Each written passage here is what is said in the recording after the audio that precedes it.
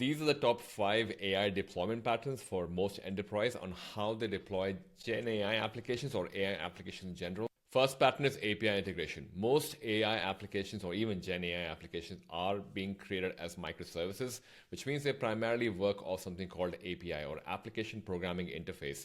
Now, depending on where these applications are located, whether they're inside a virtual network, in a private network perhaps, or they might be allowed access to the internet for it to talk to Claude or OpenAI or any of the other LLM models, they would primarily be talking through something called a REST API and would have components like API gateway, the networking components that may be required for it, access keys and stuff as well.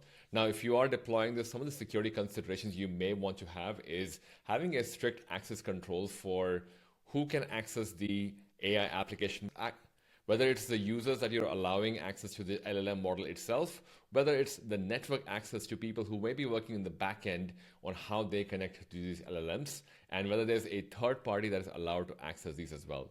That would be the network security component and the access component that you'll think about. Now, talking about API, we also need to talk about API access keys as well.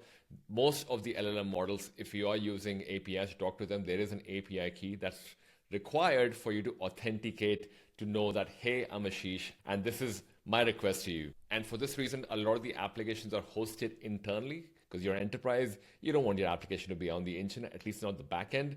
So a lot of the back end is primarily on private virtual cloud networks. And they also have strict network policies to only allow traffic from known IP addresses. Now, finally, once you have put these considerations in, you need to continuously monitor for security misbehavior or some kind of anomaly that you would pick up on the fact in case there was something wrong with the LLM model that you're working with, and maybe if they're compromised. Which also brings me to the number 2 pattern, which is containerized application. A lot of people work on a containerized approach for the AI application. Perhaps you want to run a LLM model locally, and instead of trying to build in the cloud, you may want to build it locally and containerize the entire application into a container operating system, which you can deploy at any place.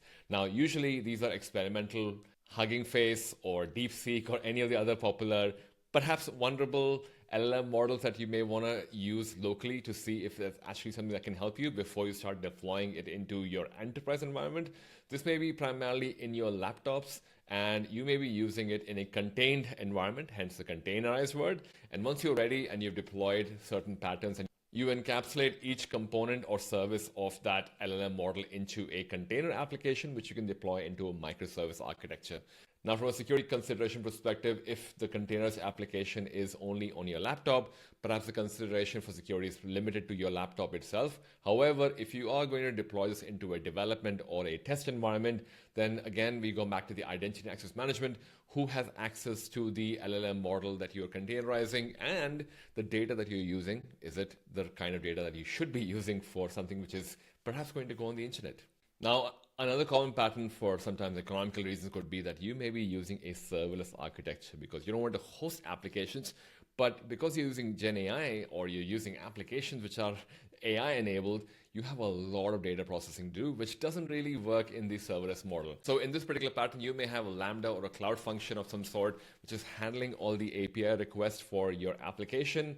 There is a database in the backend, which could be a vector database, which is holding all the data, perhaps before the information is processed and after the information is processed. Now, in this particular scenario, you again have to have security considerations for your API access keys, the security of the database itself, and making sure that you have the right kind of access, but also if you are running batches of data processing through it, how are you making sure data security is enabled across the board in terms of how it's transited, how it's resting in your database, and who has access to that data. Number 4 pattern is when you're using a private endpoint, like perhaps a cloud service that is available from Azure, AWS, GCP, to host your own LLM model without having to use your own infrastructure for it. There are services like Bedrock. Private endpoints are available for most of the cloud-hosted LLM models, where you're using a cloud service to host and do all the experiments that you want to.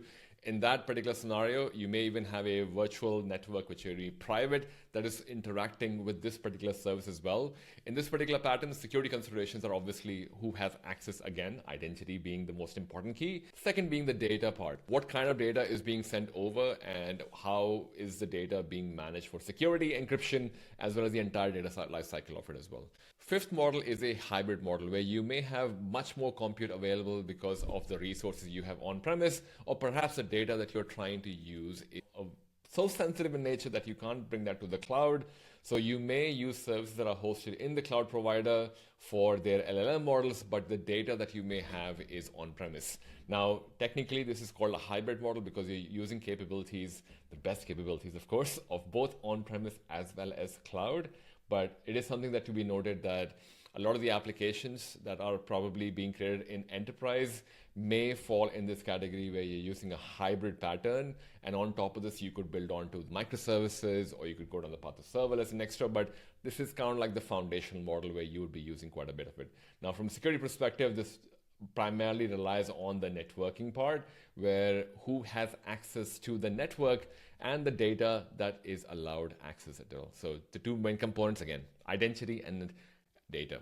Now that you understand the 5 patterns for deploying AI applications, you probably are ready to run your experiment or pilot for AI by building security for design. I will leave a video over here for top AI security risks that you need to consider before you start building a pilot or building a Gen AI application in your environment. Enjoy.